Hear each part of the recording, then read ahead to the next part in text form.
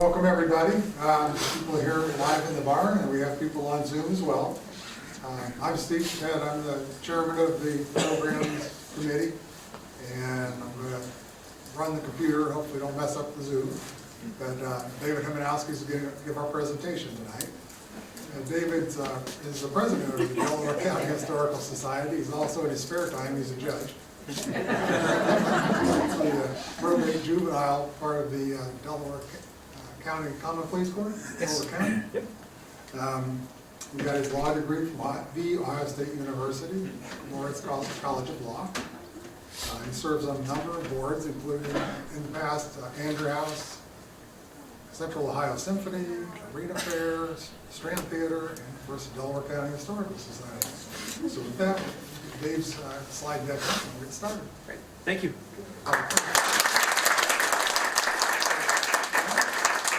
As you heard, my name is David Hejmanowski. I'm judge of the probate juvenile court here in Delaware County, and currently serving as president of the Historical Society. We've got a nice crowd here in the room, and we've got 30 or so people on the Zoom as well. So I'm glad to see that folks are here.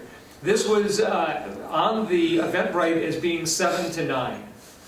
I hope to be home in my pajamas by 9. So, my morning started today at 7, and getting in the car to go to New Philadelphia, Ohio, because I had a meeting out there in New Philadelphia this morning. And then I had to rush back to do traffic court at the juvenile court this afternoon, and then I taught a 2-hour class in the Lifelong Learning Institute at Ohio Wesleyan that ended about an hour ago. So we'll see if I still have a voice at 8 o'clock, or if will have talked myself hoarse by then. I'll do my best to keep my voice up so you all can hear me on the Zoom as well as hearing me here in the room. We are here to talk about the jail and the old jail and sheriff's residence.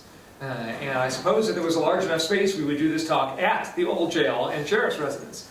But the reality, of course, is that being a home of that era, the post-Civil War era, and that the rooms are not large. There are many of them, but they aren't huge, as was par for the course in that time period. And so we wouldn't all fit in one room in that building. I want to break this down into 5 different segments. One is to talk a little bit about what was there before the jail and where we were prior to building that building. Talk a little bit about the construction and the architecture of that building. And we have at least one architect in the room who can probably tell me when I go astray or say something wrong there. Then I want to talk a little bit about some contemporary news of the time period featuring that building, and finally finish with some stories about some folks who worked in that building or who actually lived in that building, and then talk about where we may be heading with that building. And I'll give you a preview. We don't know. So there are lots of opportunities with that building, but nothing that has been firmly decided. I will mention this again at the end of the evening, but I'm going to throw it out there now. I don't know where she went. Roger, where did Jan go? There she is. She's hiding behind a pillar.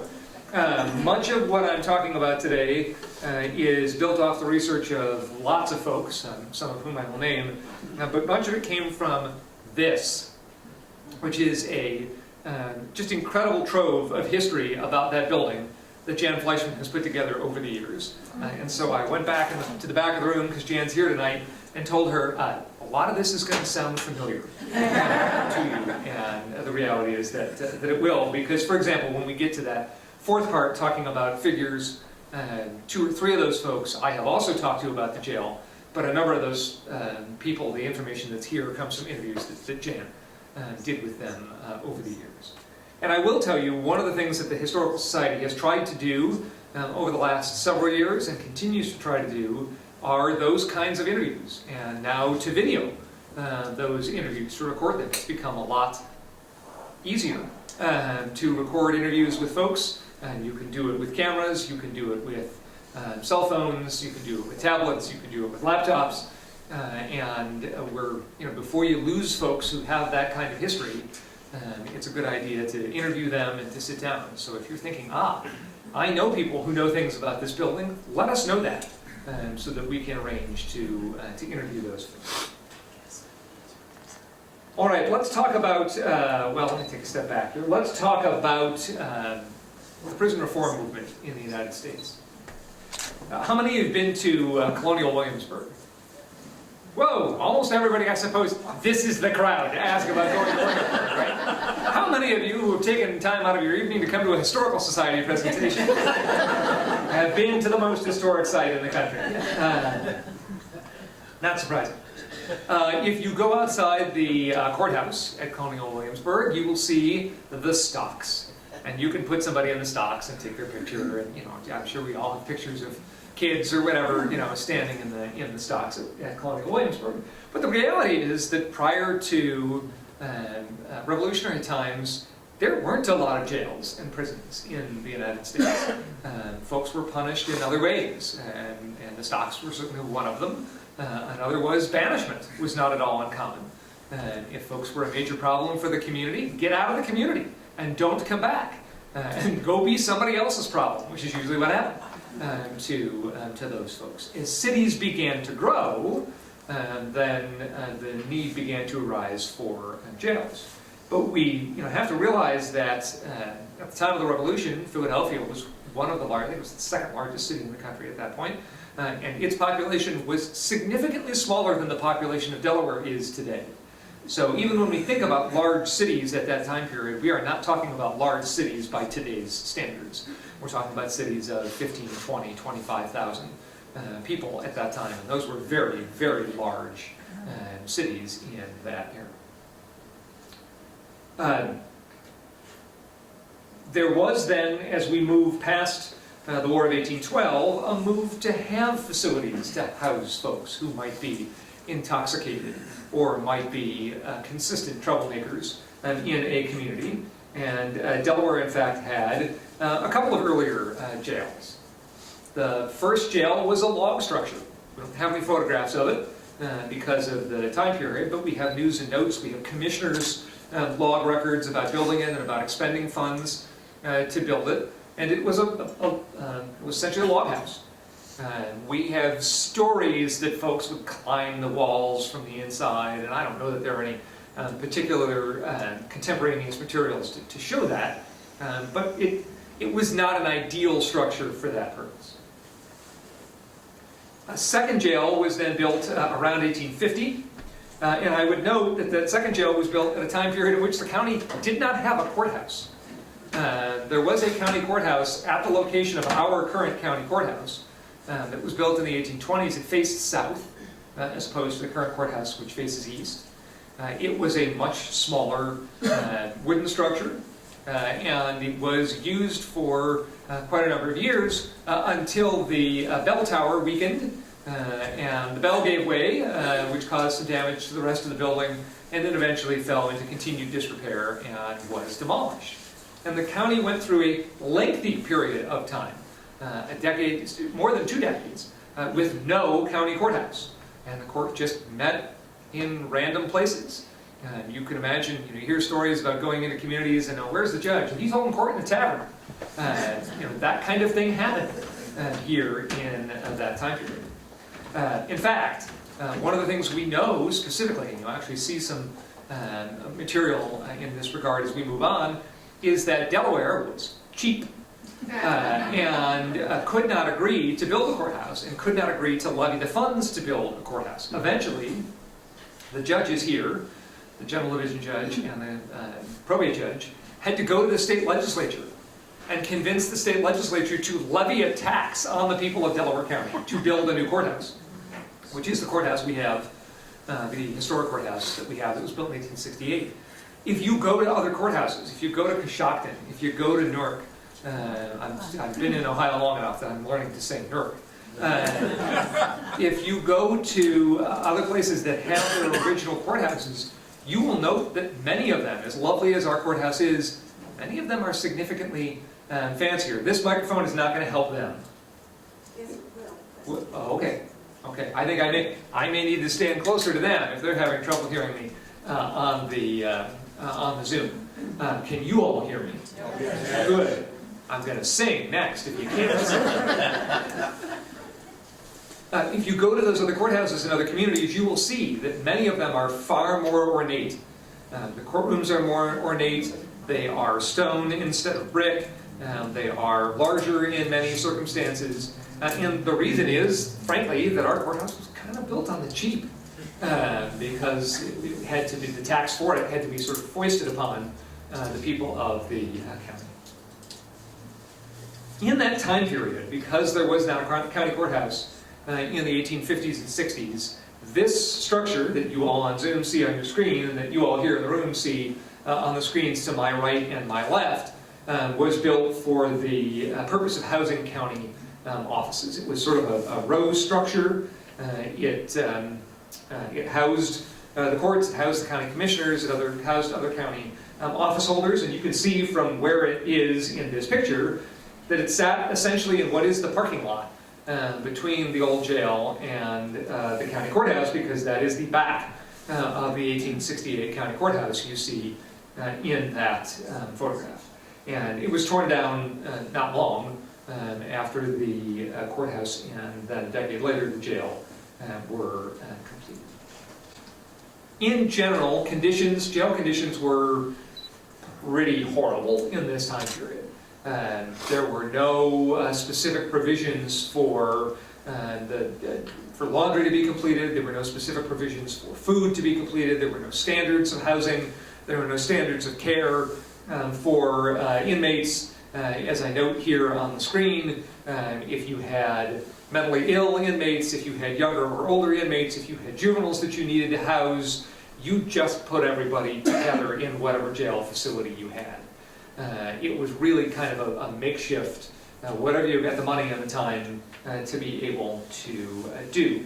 The idea really was just, we need to get these people away from society, and we need to protect the public, so we're going to lock folks up in whatever space and under whatever conditions we have that are appropriate to do so. It was around the end of the Civil War and into the sort of Christian revival period of the 1870s and 1880s, where we saw the temperance movement really flare up, and where we also saw the great growth in move toward modification and improvement of prison life. It started, frankly, in my area of expertise, in the handling of juveniles. People saw how juveniles were handled, that they were housed with adults, that was perhaps more continuing criminal education than anything else, as opposed to any kind of rehabilitation, and that this was maybe not the best way to house juveniles. And so in New York, in particular, in Massachusetts, in Pennsylvania, in Illinois, and then ultimately in Ohio as well, the reform movement initially picked up with the beginning of reform facilities, reform schools. And the idea was that you would have juveniles go to these reform schools, there would be teachers there would be religious education there, and this would be much better than housing those folks in prisons. The problem was, those places, as they are today, were expensive to run. And in order to run them, you had to generate income. If you couldn't generate enough income by having folks donate funds or having the government help you in supply funds, you had to generate that income in some other way. And one of the ways was to use those kids who were at your facility as labor. And so many of those facilities in the 1870s and 1880s began to essentially rent juvenile delinquents out to do hard labor and to generate funds to operate facilities in that way, which led to a reform movement for the reform movement, and reform squared, as I like to call it. And that, frankly, ultimately led into the creation of juvenile courts in the late 1890s. But it also led to a very strong adult jail and prison reform movement, a movement to assist in improving conditions for those who were confined. And Ohio really was ground zero for that movement. There were other, as I said, particularly in the Midwest and the Northeast, in Massachusetts, New York, New Jersey, Pennsylvania, and Ohio, Michigan, and Illinois were major locations for that as well. One of the champions, though, of that movement was this guy, who we all know and love, living here in Delaware, our very own Rutherford Hayes. And he began to make money available for this purpose as a part of what was called the Ohio Plan, or the Ohio Prison Reform Plan, when he was governor. And that money began to trickle down to individual counties shortly after he was governor, while he was in Washington serving as president. And of course we know that our county jail and sheriff's residence was built in 1878, which of course makes it a direct result of that movement. The Ohio Plan included that there needed to be separate cells for folks. You can't just throw them all into one room. That conditions should be humane as far as food and clothing and laundry and sanitation. That if possible, the sheriff should be on site. There needed to be staff there. And for the most part, these were still very, very small counties, most counties in Ohio. These were not sheriff's offices that had staffs of 30 or 40 or 50 folks. If anything, there was the sheriff and a deputy or 2 or 3 in this time period. And so the easiest way to make sure that somebody was on site all the time was to give the sheriff a house and to attach the jail to the sheriff's house, so that the sheriff simply lived there, and if something was needed in the evening or otherwise, that you had the sheriff there all the time. By the way, I've used both the words jail and prison, and I do want to make the clarification that a jail is a local facility, at least in Ohio terminology. A jail is a local facility operated by typically counties, although there can be city jails. They are intended to house people short-term, typically for less serious offenses. Though they may house folks who've committed more serious offenses who are awaiting trial. That if somebody is convicted of a very serious offense, usually a felony, and they're going to be locked up for a long period of time, that's at a state penitentiary, which is a prison. So jail is local, less serious; prison is state, more serious offenses. So if you hear me use the word jail, that's what I mean. If you hear me use the word prison, that's not our jail locally, that's a state facility. And for the longest time in Ohio was just the Ohio Penitentiary, a building, a single building.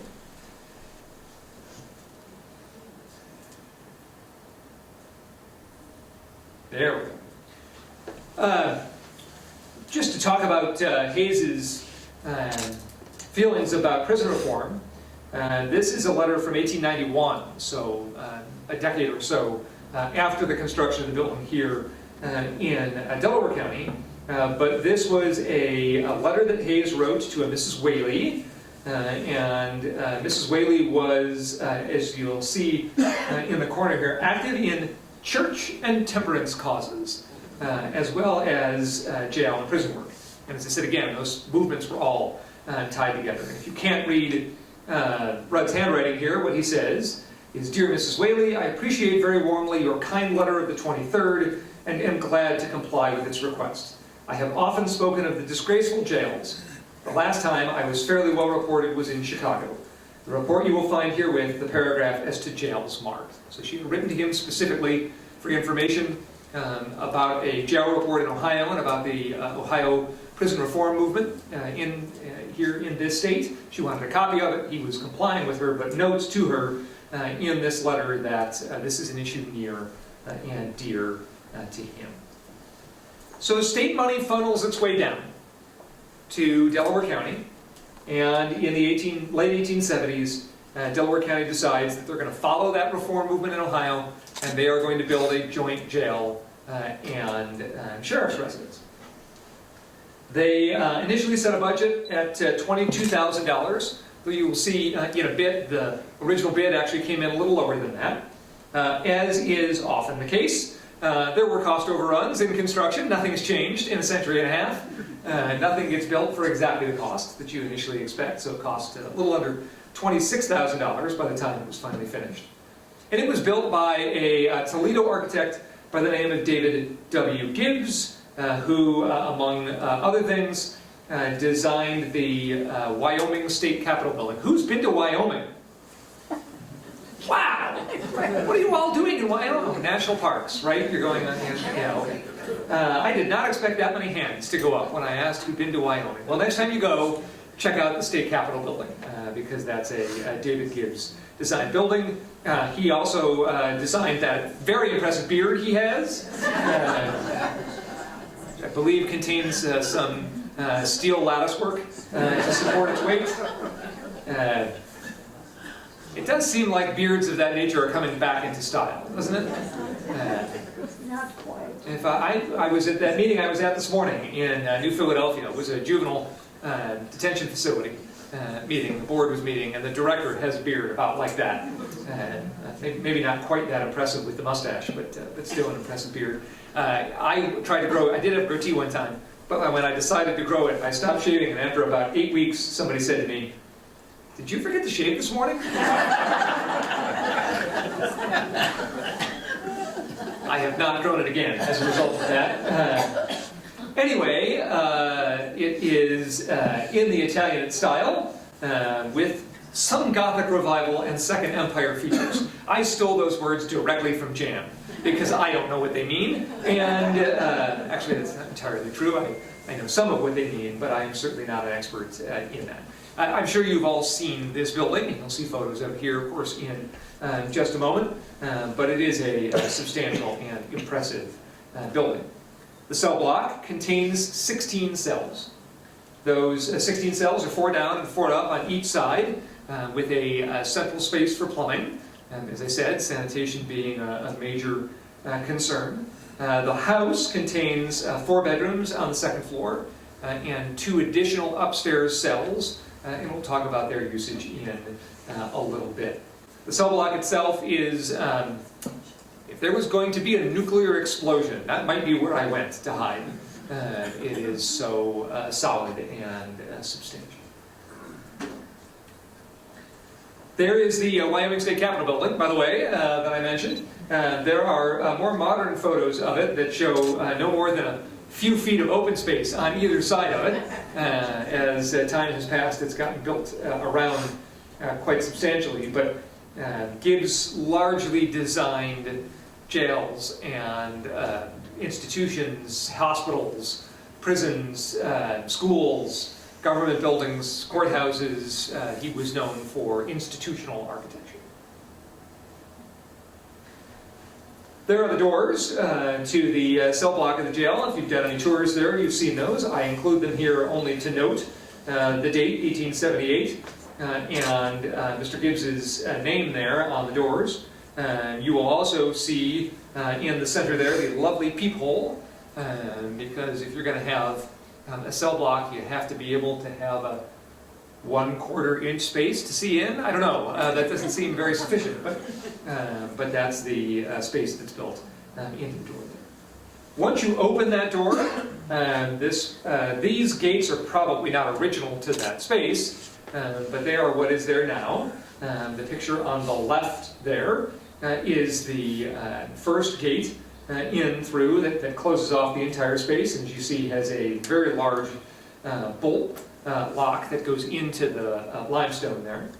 When you open that, there is a secondary circular, half-circle gate, and that half-circle gate gets you access to at least be sort of inside the cell block to be able to see 180 degrees around you there. And then that gate has a door, a little latched door that swings down. That's the picture on the right, so that you can pass small items in and out of the cell block without having to go into the block. You'll hear it a bit in some stories about the provision of food to the prisoners, but the idea was that when you got elected sheriff, you didn't just get elected sheriff, your whole family got elected sheriff. And in particular the sheriff's spouse, and in this case, at least in Delaware County, what we know is that sheriff's spouses largely did the laundry and the cooking for the inmates. This was the chute that allowed a pass-through from the kitchen into the cell block. It's obviously been out of use since the jail closed in 1988. And we'll hear some more stories about the manner in which cooking was done. To give you a sense of how modern the jail was when it was built in 1878, what you see above these cell block doors here are a series of pipeworks. And they lead into this what's now painted green and orange box on the outside. To my knowledge, we've never been able to get into that contraption. Roger, have you ever seen the inside of that? Yeah, I haven't either. I haven't tried real hard. I haven't gone at it with a crowbar or anything of that nature. But the idea here is that there's a pipe that leads to each of those doors so that you could hydraulically from the outside, without having to go into, you're in the cell block now, but you're not actually in the cell area, which has a separate door to close it. You could open and close individual cell doors by locking and unlocking them through those pipes from the outside. Mechanically. Mechanically. No hydraulics involved. Thank you. Mechanically open those. Thank you. And the idea being that you would then not have to physically go into the block in order to get a single inmate or all of the inmates out so that they could mingle amongst themselves. And if you've been on jail tours, you've seen the batteries die on this microphone. I'm just going to switch over here. Whoa. That one's stronger. Okay. And if you've been to jail tours, you've seen what that block looks like. What you see on the left here is that door, that outer door that I said actually shields folks from, shielded the guards from going into the block itself. And then on each of those sides, upstairs and downstairs, there's an outer area that allowed you to walk all the way down past the cells so that you could look into each of the cells and see what was going on in them as you walked past. I mentioned that there are upstairs facilities as well. This is the gates to those upstairs cells. And the door, there's only one door. There were two of those cells up there, but only one door remains. And that space is now a conference room, essentially up there, a meeting room. It was used for a number of things. It was used that there were juvenile inmates. It was used that there were female inmates who needed to be housed separately. And then later, once there was a juvenile facility built in the 1970s, and once female inmates began to be housed, frankly, in other counties, which is what needed to happen, it was used as a property room, and at one point as a photographic development room, a dark room, if you will, at least according to the stories of various sheriff's deputies who worked there. If you go up in the attic space, you will see steps down to the area over the cell block, and you will see up there what essentially is a cistern to gather water and to feed that water down. And what you see on the right are the pipes running down in between, in the space between the two sides of the cell block to provide plumbing down to the individual inmates. And there is the jail, likely the latter part of the 18th century. Jan, do we have a specific date on this photograph? Susan? 1891. 91, thank you. I knew it was 1890s, I couldn't remember the exact date. Of course, Susan Logan knows that. 1891, you'll see the courthouse, roughly 25 years old, behind it, and the jail about 13, well, exactly 13 years old at that point. Notice in the jail that there is design lattice work above the porch, which is no longer there. Largely because that porch roof has been replaced more than once. There is, what I love is the front steps down onto William Street appear to be exactly what is there 130 years later. The concrete's probably been repoured at some point, but they are clearly in exactly the same location as they were. You'll also notice the brick house to the far left of that photo. That brick building was torn down 25 or so years ago to create the parking lot that is now in that space. Let's talk about the jail popping up in some news around the area, because I just think these kinds of things are fascinating. Here is the 1860s. Here's an 1866 Columbus Morning Journal. So this is 2 years before the courthouse is built. 12 years before the jail is built. And it says here that James Hines had been arrested for robbing Miller's Saloon. and confined to the jail, resolved to take a French furlough Thursday evening last. And while the jailer were at supper, worked his way out of the jail.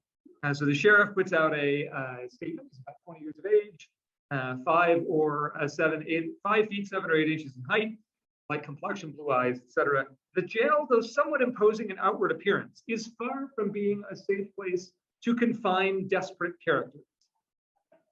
The sheriff informed the commissioners more than a year ago that improvements were needed, but still nothing has been done to make it safe. In its present condition, outlaws can laugh at the idea of being kept long in the Delaware County Jail. For the benefit of the public, our commissioners should at once make all necessary repairs. Oh, by the way, a reward of $50. In 1866? That's a lot of money. I mean, that's like a $25,000 reward there. I didn't go on, to see what the actual inflation calculator said, but that's a substantial amount of money. Now, why am I sharing this with you when we're talking about a jail that was built 12 years after this? Well, because it highlights the need for the county jail. That obviously at that point, in its present condition, outlaws could laugh at the idea of being kept long in the previous facility. I mentioned that the original estimate was a smaller amount. How do we know that? Because the Ohio State Journal of 1877 tells us that. And it says, House Bill to authorize the building of a jail in Delaware County, jail and sheriff's residence in Holmes County, and to transfer funds in Perry County had all been made in front of the state legislature there in 1877.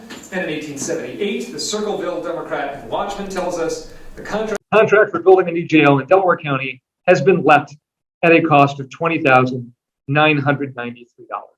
So that was the original contract amount. As we heard earlier, it ended up costing $25,900 essentially.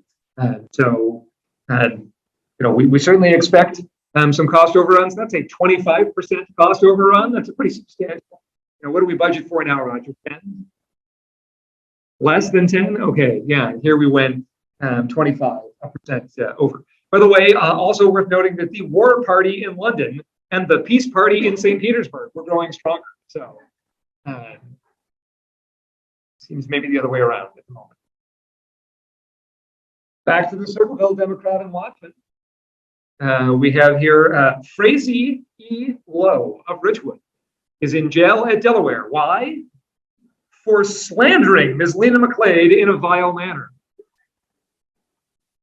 Slander is a tort, it's a civil action nowadays, but apparently in 1887, one could find themselves in jail for slandering her in a vile manner.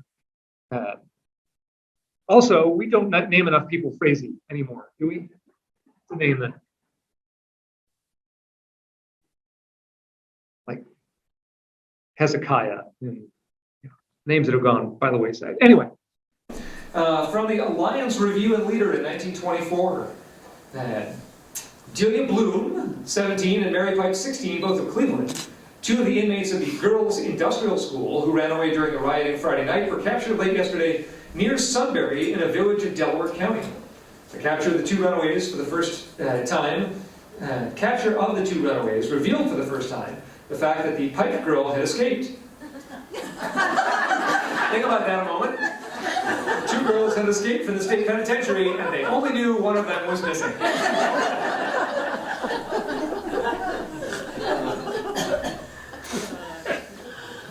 Harkening back to Shawshank Redemption.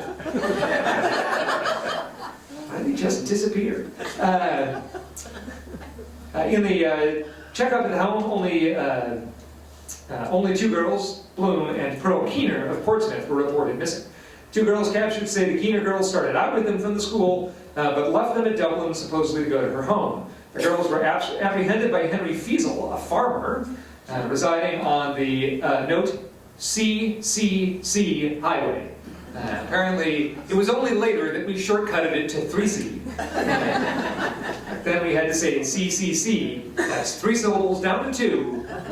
Same road, now 33% off. When they came to his place for food, he took the girls to the jail at Sunbury. He said, wait a minute, the jail at Sunbury? Again, the local police departments would have a small lockup often within the police department If you think of, Mayberry, who is the drone? Otis. Yeah, you think of Otis at Mayberry, he's going to stick somebody in there to dry out or whatever it might be.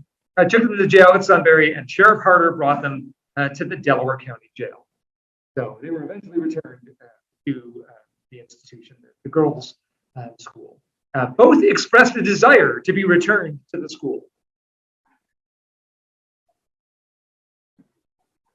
Better than the alternative.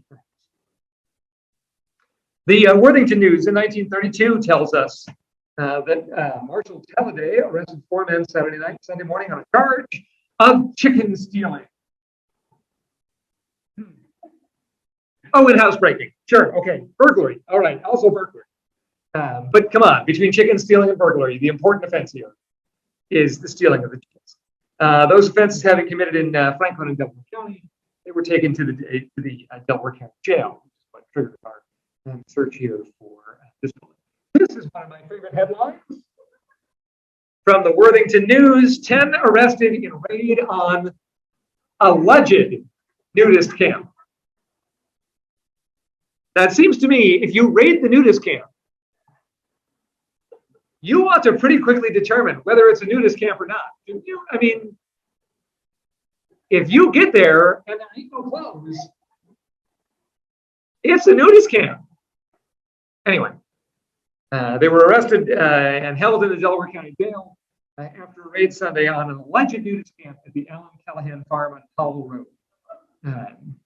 One of those arrested stated the camp was called the Health Hunters Club, and between 40 and 45 members, mostly from Columbus. The arrested included 8 adults and 2 children. So we talk about housing the youth upstairs in those cells. Here's an example in 1934 in which that would have happened. It's for health, right? It's always for health. Why are you using those drugs? For my health. Why are you not wearing clothes? Because it's healthy. Always people give that excuse, for my health. But 45 nudists. We have lots of folks here from Powell. Folks here from Powell today. So it's tradition. Powell Police Department has a problem. You could say A, history. B, it's for my health. These are news stories that I know Jan had in the binder and that I wanted to share, but this might be Susan's research. Susan, look, no. Susan shaking her head, no. Okay, it's Jan's research then. Jan shaking her head, no. All right, so the history gnomes delivered these stories to us. This one from the Lancaster Eagle Gazette about Mr. Mullen being slashed with a razor at the county home, and Mr. Patton being charged with the slashing. Nothing was seen of Patton until he appeared at the jail door in Delaware, asking for food. And you see how that turned out for him. Not only was he supplied with food, but also a jail cell. If you were looking for food, if you were desperate, is the jail the place you would immediately go looking for? I don't know. Especially if you were a wanted man, I'm not sure I'd do that.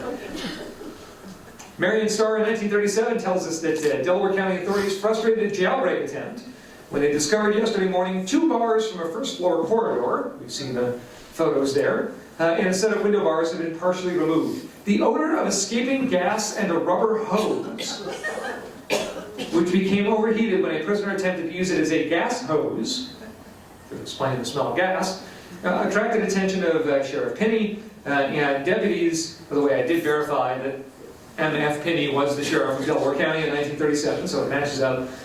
5 of the 9 prisoners were removed to other parts of the jail. What that means is one of the other 3 sets of 4. 4 cells to get them away from the ones that were damaged. Speaking of Sheriff Pinney, in 1940, Mrs. Pinney had to recover from bruises that she suffered when the front porch caved in under her. No, Mrs. Pinney was not a large woman. It was a weakness in the porch. She narrowly missed being hit by a large stone slab that fell when the porch broke through. And that may be when we lost the latticework at the top of the porch in the 1940 rebuild. Ooh, I put this one out of order, but I wanted to put the pennies together. From the Zanesville Signal in 1939, we see that Eugene Porter, 23, was brought to the Franklin County Jail after he had escaped from the Delaware County Jail days before. I love this. His father says, he's got himself in trouble, now let him suffer the consequences and go straight. So, Dad keeping him on the straight and narrow, and dragging him down to the jail in Franklin County. Notice, though, Dad did not take him back to the jail he broke out of. Took him to a completely different jail. We talked about the serious offense of chicken stealing. Here is the equally serious offense of banana split stealing.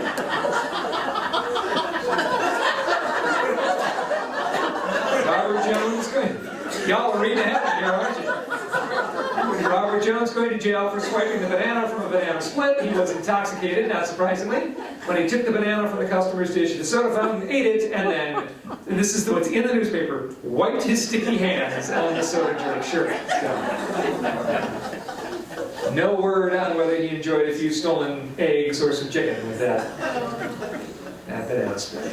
So those are just a smattering of some of the things we see in the news. You know, in that time period, and granted, those news stories covered 90 years, but you know, we are in sort of a little bit of a Mayberry-ish period. I mean, Delaware was a much smaller town, obviously, than it is now, and you will hear that in some of the stories we're going to touch on in just a moment. But the reality is that the folks who ended up in the county jail were often there for chicken swiping and soda jerk wiping and you know, whatever else. And apparently for slander, which again is not a criminal offense. So let's talk a little bit about some figures connected with jail. Marge Rutherford left us about a year ago, just shy of her 100th birthday. Jan and I both had the chance to interview Marge when she was 92, 93 maybe. And she came out to some of the first tours we did at the jail. Marge's dad was sheriff for a couple of years at the end of the 1920s. He became sheriff when a previous sheriff vacated the office. He ran for election, not re-election because he was appointed initially. He ran for election in 1929 and lost that election. But she and her family lived in that building for a couple of years. And as you see there, she would have been 5, 6, 7 years old in that time period. And to give you a sense of how different the community was at that time period, Marge told the story that, well, first of all, she told the story that Charlotte Gowan was a friend of hers. And as you know, Charlotte just passed a month or two ago at the age of 104, I believe, 103 or 104, I think it was 104. So they were contemporaries, and that Charlotte would walk in. If you're familiar with Gowan Farm and Gowan Woods, that's where Charlotte and her family lived. She and her brother donated the land to preservation.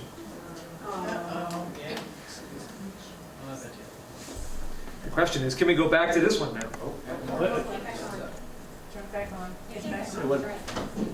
Okay, the question is how long it will last. Donated the land to preservation parks. Sorry, I'm tethered to Zoom, so for the parks up there. So Charlotte would walk in sometimes with a farm animal, you know, with a pet goat or something of that nature. And Sheriff Lambert would find a couple of inmates, and yeah, I didn't think it was going to last long.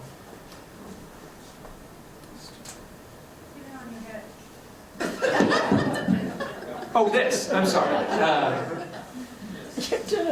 You know, on the head is what my wife often says when I'm acting up. That's the advice she gives to her children.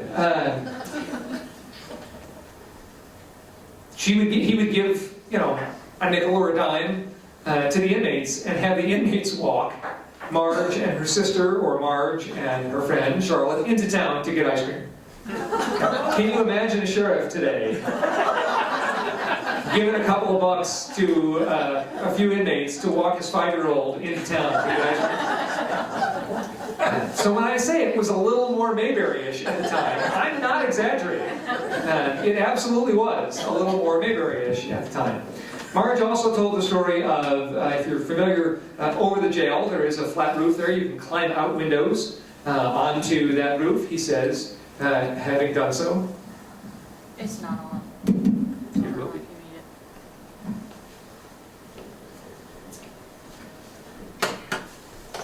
This one I've got to hold closer because this is the softer one. You can climb out onto that roof, and Marge told the story that somebody somebody called the sheriff's office to alert them that there was a jailbreak in progress because they saw she and her sister playing out on the roof behind the jail.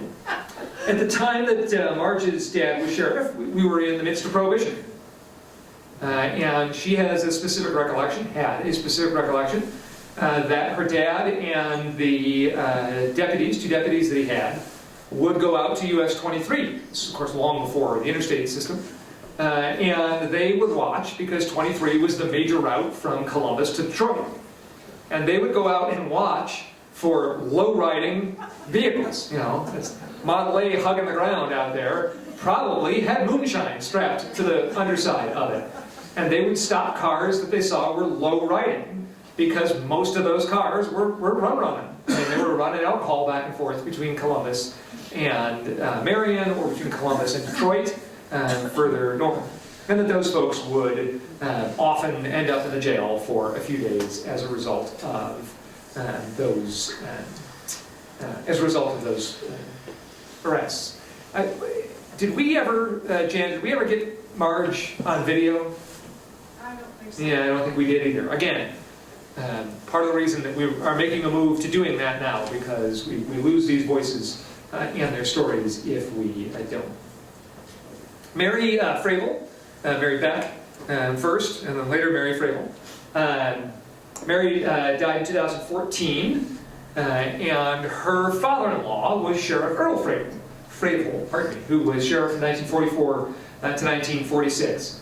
The picture that you have here is not from the jail, it's from the courthouse. If you go up to the second floor of the courthouse, there's a staircase then that leads up into the attic of the courthouse. And from the attic of the courthouse, there's a staircase that leads up to the little tower building you see at the top, bless you, of the courthouse. And from there, there's a staircase that leads up out onto the roof of the courthouse. You've seen the copper work that's going on up there right now. Well, that staircase is wooden, and various folks have signed that staircase in pencil, as was the case with Mary Beck, later Mary Frabel, or in pen, or in permanent Sharpie marker, as I did when I signed it. But you can go through and find more than a century of signatures on that staircase. And as I was putting this slideshow together, I remembered vaguely that some Facebook post I had made about Mary Frabel. And went and searched my account on Facebook and remembered it was that I had found this photograph from where I'd taken this photograph from where she signed the stairs in the courthouse in June of 1948. At the time, she was working at the prosecutor's office. In the 1970s and 80s, she worked at the juvenile court for Judge Loudon, who was two judges before me at that court. If the name sounds familiar, that's because Mary is the mom of Natalie Frabel, our current county clerk of courts. And of course, as I mentioned, her father-in-law was sheriff. So if you lived in this county a lengthy period of time, you may have voted for Frabels on a number of occasions for different offices. Mary also came to at least one, if not more than one, of the tours we did of the jail. And fortunately, she was there on a tour where the 5th District Court of Appeals opened up the space that they're currently renting there. And the space that they're currently renting there includes the old kitchen. You saw the photograph of the tray where the meals got passed through, so the other side, essentially, of that wall. And we stationed Mary there to talk to folks as they came through, because she told them the story about the first time she went, her boyfriend, future husband, took her to meet his parents, his dad, the sheriff, and his mom, the jail matron, if you will, as being the wife of the sheriff. And so she said, well, I'm here, I might as well help out. So she was helping her future mother-in-law out with meals, prepared the food, put it on the tray, slid the tray through the space, and either accidentally or perhaps intentionally, the inmate, rather than grabbing the tray, grabbed her wrist. And she said, she screamed, let go of the tray, pulled her hand back, and she said, I helped for years after that, but I never pushed trays through that space again. She also noted that her father-in-law, being the shrewd politician that he was, he had a budget for food for the jail, and he would intentionally circulate around all of the markets, not only in Delaware, but in Radnor and in Sunbury and in Powell, and each week they would go to different markets, buy the food, so that he was sharing the wealth, if you will, around the county, which is certainly kind, but as I said, as an elected official, was probably also a smart thing to do, to have folks be looking favorably, if you will, upon him. You could also tell the story that the milkman came to that back door off the parking lot, and then one day, as a result of some confusion, 2 milkmen arrived at the same time, and that some slight fisticuffs may have broken out between the 2 milkmen about whose day it was and who should actually be delivering milk on that day. She did also note that when Earl was a deputy in the earlier 40s, before he became sheriff, that the family lived at 12 Court Street, the building that's now next to the parking lot back there between the courthouse and the Carnegie, or between the jail and the Carnegie library. Earl, he's in the hat. Well, I guess they're all wearing hats. He's in the non-police hat and not in uniform, but in the suit there on the far right. That is the porch of the jail. And since Earl was sheriff from 44 to 56, and we know that the sheriff's wife was nearly killed by the collapsing jail in 1940, we know that this was the recently repaired front porch of the jail. I would note that there is if you ever have the occasion to be in the clerk's office and you see Clerk Frable there, she has an awesome cartoon, like a hand-drawn, a caricature, if you will, of her grandfather that somebody did as part of one of his re-election campaigns in her office that, well, you'll recognize that after having seen this photo. Bill Lavery, who you see there, was sheriff from 1977 until 1992. Sheriff Lavery was single and apparently very shy. We hear any of you know Sheriff Lavery in the room? He's recent enough. It's kind of fair assessment of him. We heard in interviews that he was very shy. Yeah. Okay. Maybe people were being kind. I don't know. But he was single, and so he was the first sheriff who did not reside at the jail.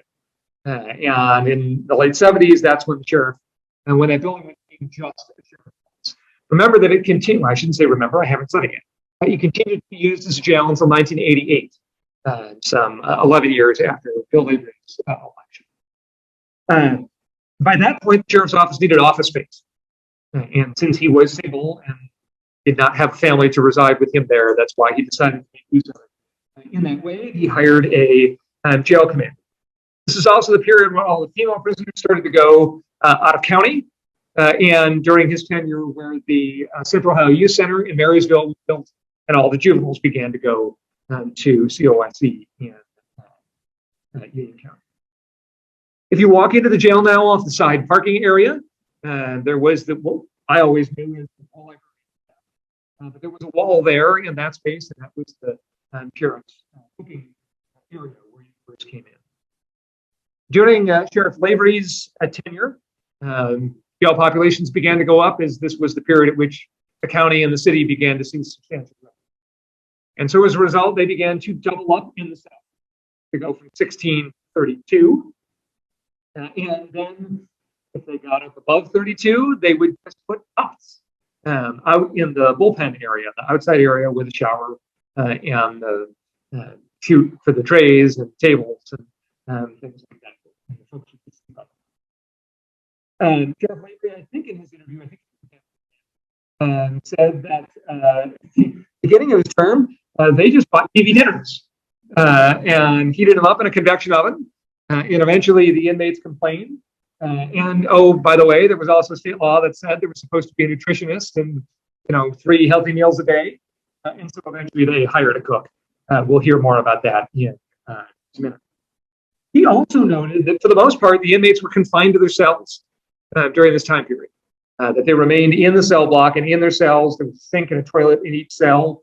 some of which are full there, and the inmates just stayed in their cells.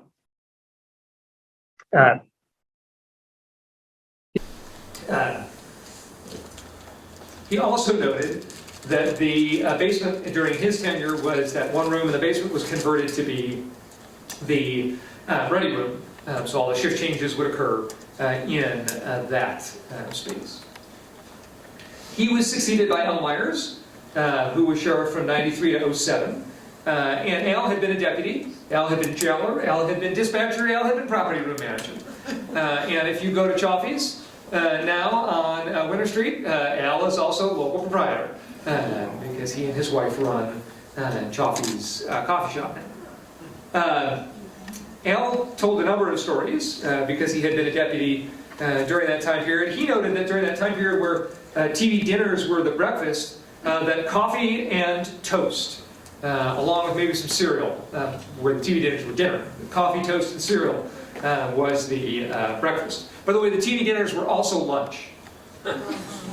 Cereal, TV dinner, TV dinner. We might have had a slight weight problem at the jail. He also noted an incident in which he was sitting at the desk outside in 1980 and heard a commotion in the jail, got up and ran in, unlocked the door, and an inmate had attempted, using linens, to hang himself from the catwalk. He said he unlocked the doors, he quickly ran in, and supported the inmate's weight from below while other inmates got the person untied and down from above. He said the whole thing took several minutes of sort of crazy commotion, and he said he realized afterwards he was the only one there on staff, and the doors were open the whole time. And everybody else was so focused on what was going on in the jail that nobody tried to leave. Probably because they just didn't realize the doors were open. He also noted that during this time period when they had what they called trustees, not trustees, trustees, because they were trusty, they were reliable. Inmates who could be relied upon, so T-R-U-S-T-Y perhaps instead of T-E-E. That the trustees, if they had more than 32 inmates, could also sleep in the basement, in cots. And that during that time period, it was not uncommon because the door wasn't locked. If one of the trustees wouldn't maybe wander over to Union or over to Lake Street and visit one of the local establishments at night, and as long as they were back in the morning and hadn't gotten in any trouble, nobody really said anything to them. Again, Mayberry. Pat Scherzinger was a corrections officer. I noted Sheriff Lavery hiring a cook in that time period, and that first person was Pat. She noted that she went into the jail just before Thanksgiving of 1984, and apparently the day before Thanksgiving, 1984. And Sheriff Lavery took her in the kitchen, pulled 3 frozen turkeys out of the freezer, and said, "What can you do with these?" And she said, "I got a big family. I'm used to making big meals." And he said, "Good, you're hired." And she made Thanksgiving dinner the next day, and ended up working at the jail in a number of capacities, ultimately as a corrections officer, not only at that jail, but after 1988 at the new jail, continuing until her retirement in 2005. Pat also talked very warmly about L. Williams. And if you go, that's Henry Shaw. If you go into the jail there, you'll see L. Williams' name painted on the wall. He was the last jail coordinator before that jail closed in 1988. And she again talked about the trustees and where they would sleep, and also that they did work at the jail. You know, you're good, you get to stay after and clean the chalkboards. Or if you were good at the jail, you got to help clean the jail, including painting the walls. So the designs, if you do a tour of the jail, that you'll see painted there are from the trustees. You'll also notice if you go in the jail, the slots, the 2 little slots up above, and she called those sight ports, so that you could go to the 2nd floor and look down through and see into the jail from that space up above. Many of you may know Henry Shaw, and we wish Judge Shaw well at this point. He's been at Willowbrook recovering after a fall recently. This picture was actually just taken about a year ago when they named the commissioner's hearing room at the old courthouse, what had been his courtroom his entire tenure, after him.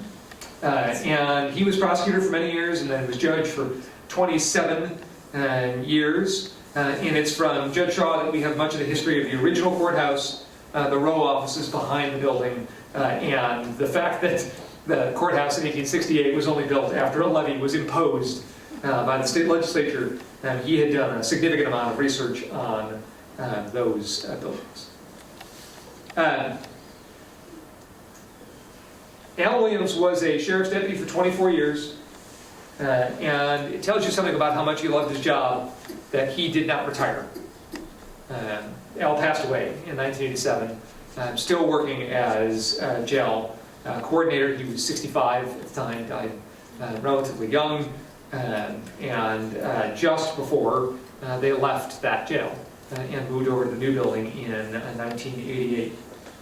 Betty, his wife, was secretary to the Scioto Village school superintendent for many years.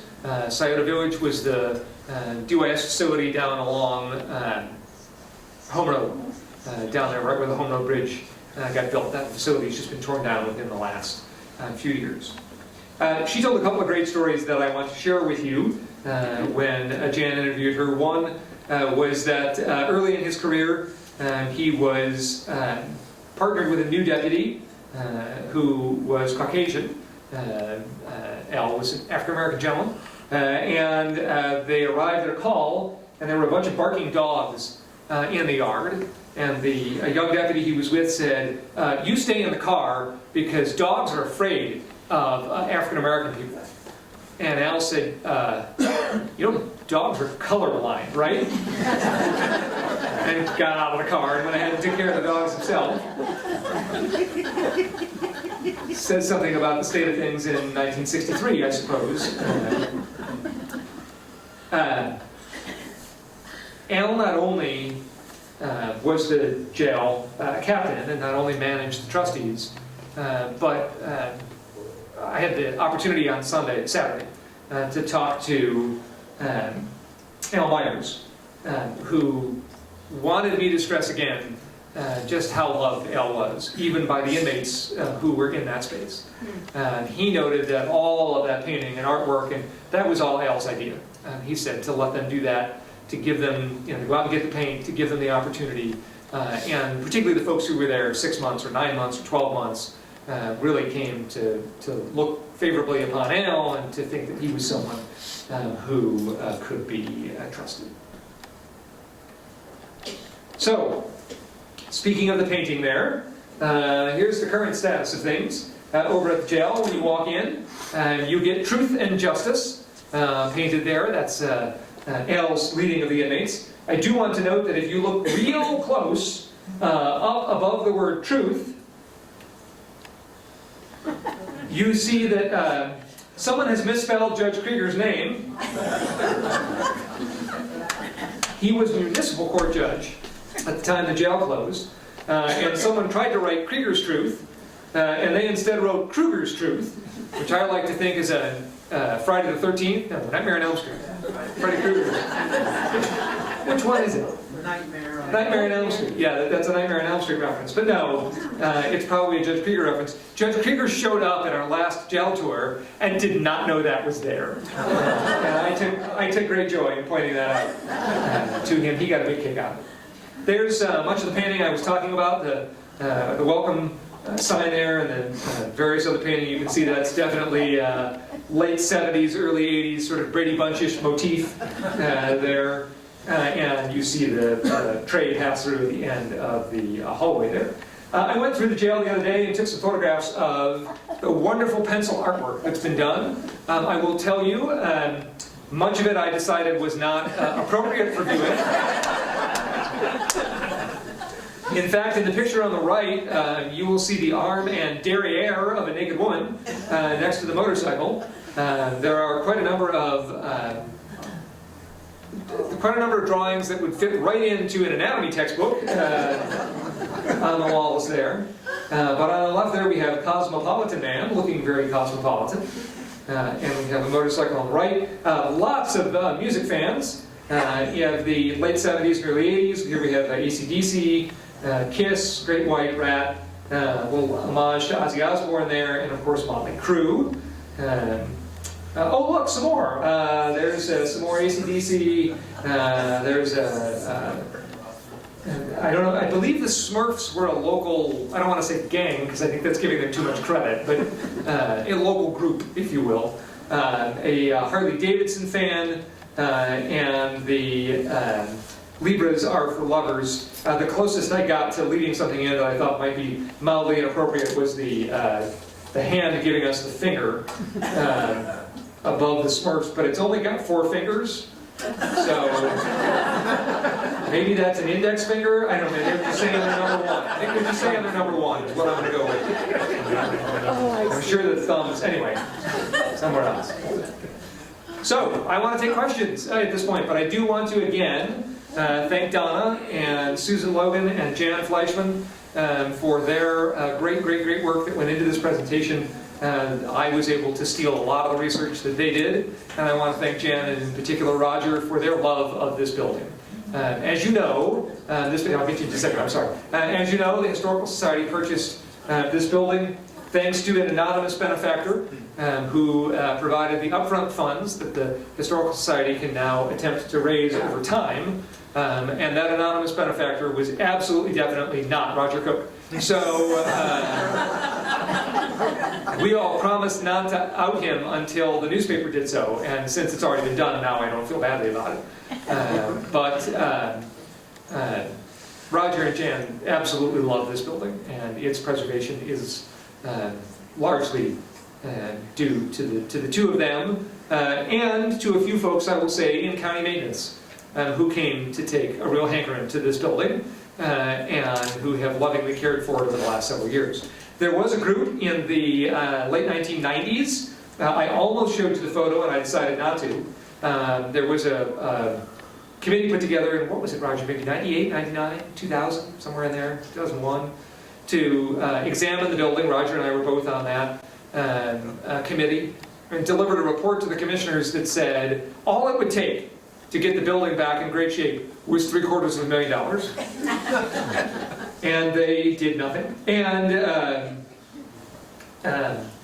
Judge Shaw used to call it demolition by neglect, which is really what it was for many years. What saved this building in the short term was Hurricane Ike. Was Hurricane Ike. The roof was bad. Very, very, very bad. You went up in the attic and there was this Rube Goldberg collection of buckets and tarps and pipes and trying to leave water around into various places, and pigeons were getting in and bats and all sorts of things. And Ike ripped the roof off. And when the remnants of Ike came in with that windstorm and took the roof off, the insurance company paid for a new roof. And that's what stabilized the building, whatever that was, 2006, 2007, 2008? Okay. That's what stabilized the building at that point. And from that point then, Randy and others at County Maintenance began to really take an interest in making sure that the building was watertight, that it was at least appropriately cared for, that it was heated appropriately, and then ultimately the 5th District Court of Appeals came to be housed in that building when Judge Delaney got elected and the court needed an office in Delaware County. And that's really what then led to, okay, maybe this building is necessary, maybe there are uses for it, maybe it can be saved. The county made the decision several years ago to sell the building. And I said to the commissioners at the time that I didn't understand that. And I'm not speaking out of turn and saying that in front of a group because they had heard me say it. In that I just didn't think it made sense to sell off a piece of what was sort of a government campus there. But the commissioners were right when they said we don't really have a use for this building right now, and we're not sure why we would keep it and pay the maintenance, the ongoing maintenance on it, if it's just going to sit vacant. They transferred the property to the land bank, and the land bank is a statutory entity that can negotiate They can sell like a regular seller, as opposed to the commissioners who have to take the highest and best offer. So the land bank put it up for sale once and rejected both bids that came from it. And then they put it up a second time, and we all thought it was about to get sold when Roger sent an email around to the board, the Historical Society board, that he's just recently gone off of. Jan's just recently gone off of. I guess Roger's been off. Roger, when did you go? Last year. It was just last year, right? Did you and Jan both go off the board last year, or did Jan go off 2 years ago? 2 years ago. Sorry, I'm just having old home week here. Pardon us while we talk about board terms. And said, hey, I think the Historical Society ought to buy this building. And I think I've got a way to at least make the offer immediately and get us to that point.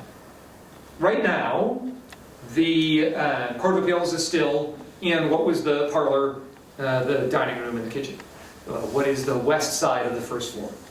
And the county is paying rent in an amount, not a substantial amount, but not an inappropriate amount, probably a market value amount, to the Historical Society for that space.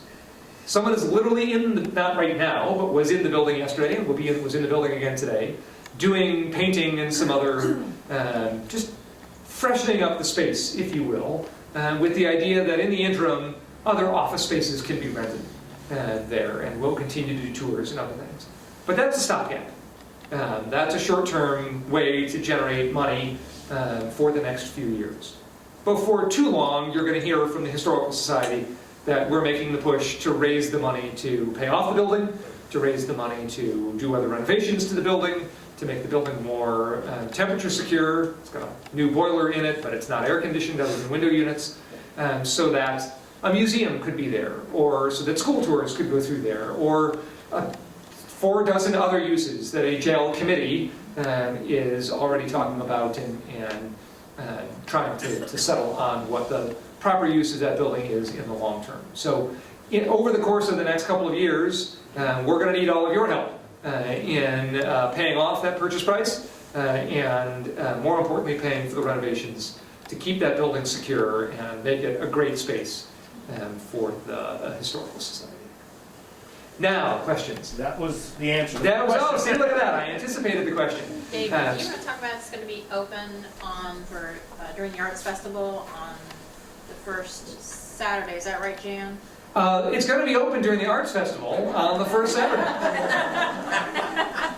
Did I Like get 2 to that? 5. 2 to 5. And then So you'll see signs out in front of the building, of course, because the Arts Festival is right there. What is that, third weekend of May? 14th and 15th. Oh, okay, 14th and 15th of May this year. So if you're coming down to the Arts Festival, hopefully the weather will be a little more stable than it is right now. You'll see signs probably out directing you in that way. And come through, take a tour. We'd love for you to see the space. Yes? Hey, I made sort of an off-the-cuff thought about Sheriff Lager, but I do want to point out that And folks on the Zoom, I'll repeat this. Go ahead. Sheriff Lager was the sheriff when Delaware County started the EMS program, which was ran by the deputies in Delaware County. They turned in the cruisers and had squads that they used to respond. And I was on Concord Township at the time as a volunteer. Okay. And I have seen Sheriff Laver because he went to an awful lot of runs that he didn't need to, but when it was a bad run, he would show up. And he was very professional in what he did, but he was not Shy. shy. Got it. For those of you on the Zoom, what Larry was telling us is that it was during Sheriff Labor's term that the Sheriff's Office started the first EMS program here in Delaware County. And that, in fact, he would personally make a lot of those runs during that time period, but also that he was not shy. So we have, I will note in future presentations, we have conflicting information about whether Sheriff Lavery was shy or not. Other questions? Susan, do we have any questions from Zoom? Oh, the Zoom folks are quiet. Okay.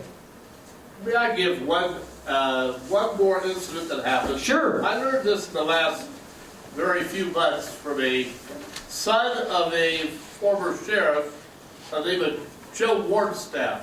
Roger, I think you know Joe Wardstaff. But Joe was a young teenager, when his father, the sheriff, asked him, he said, "We're all busy, you run the office today while we're gone."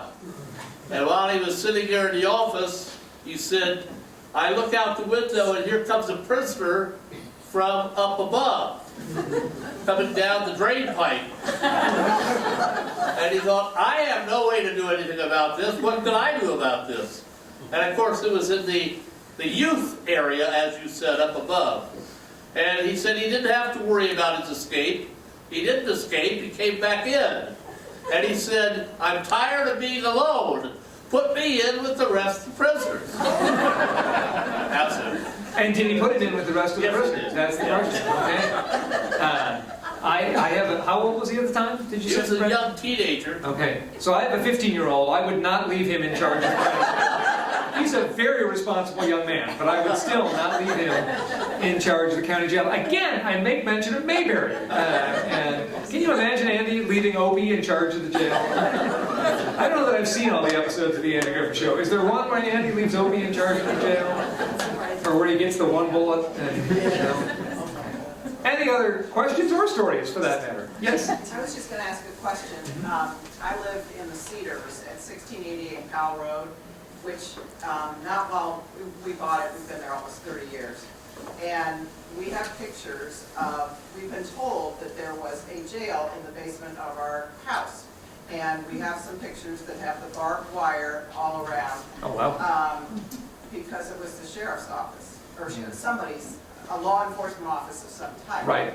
I can't remember the year, but we're across from the Powell United Methodist Church, so, and we're in Delaware County, so I'm wondering if there were outposts or... Sure. Well, and as I mentioned, you know, other municipalities or villages can have police departments. I don't know how far back the Powell Police Department goes. It's possible that the Powell Police Department has been around that long, and that there was a jail, again, a smaller, you know, usually those were 2, 3, 4 cells, something like that, would have been connected to what's now your home in Powell as part of the Powell Police Department.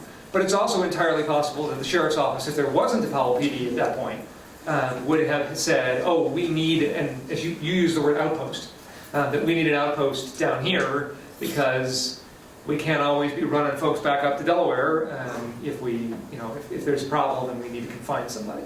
So it's an entirely believable story. Absolutely. Well, folks, I warned you that I wasn't going to go 2 hours, and I've gone 90 minutes. So I should probably wrap it up at this point.